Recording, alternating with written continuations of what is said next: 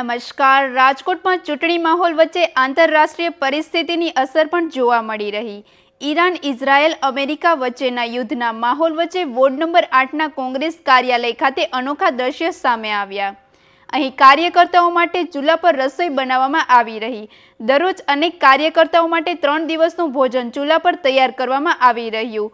ઉમેદવારોનું કહેવું છે કે હાલ લોકોને ગેસના બાટલા મળવામાં મુશ્કેલી પડી રહી, તેથી આ પરિસ્થિતિમાં ચૂલાનો સહારો લેવો પડી રહ્યો.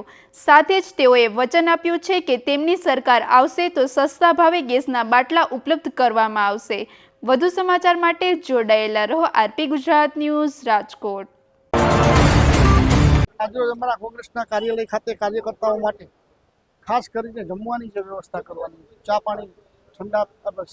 પાણી અને જે જમવાની વ્યવસ્થા કરવાની છે, નાસ્તા માટેની વ્યવસ્થા કરવાની, પરિસ્થિતિ એવી થઈ કે અમને પણ ચૂલો નથી. સામાન્ય માણસોને બેરોજગાર લોકોનું શું થતું હશે એની પરિસ્થિતિ આપણે જોઈએ. 5,000 રૂપિયા દેતા પણ બાટલો આપણને નથી મળતો. આ પરિસ્થિતિની અંદર અમે અત્યારે જે દેશી પદ્ધતિ હતી કે ચૂલા અને ભઠ્ઠાની અંદર અમે રસોઈ કરી અને કાર્યકર્તાઓને જમાડવા માટેની વ્યવસ્થા કરી.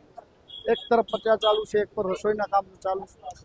બીજી તરફ ખાસ કરીને જોઈએ તો આપણે આધાર કાર્ડની, પાન કાર્ડની, પેટ્રોલની, ડીઝલની લાઈનો લગાડી, હવે ગેસના બાટલાની, અને ભૂતકાળની અંદર સ્મશાનની અંદર પણ લાઈનો લગાડી. હર હંમેશા લાઈનોમાં માનતી સરકારની સામે જો લોકોએ ખાસ કરીને પોતાની સાથે થયેલા અન્યાયનો જે બદલો લેવો હોય તો આંગળીના ટેરવે 26 તારીખે પોતાની આંગળીના ટેરવાથી એક બટન દબાવી અને ઉજળું ભવિષ્ય પ્રાપ્ત કરી અને લોકોએ પણ બદલો લેવાનો સમય આવ્યો.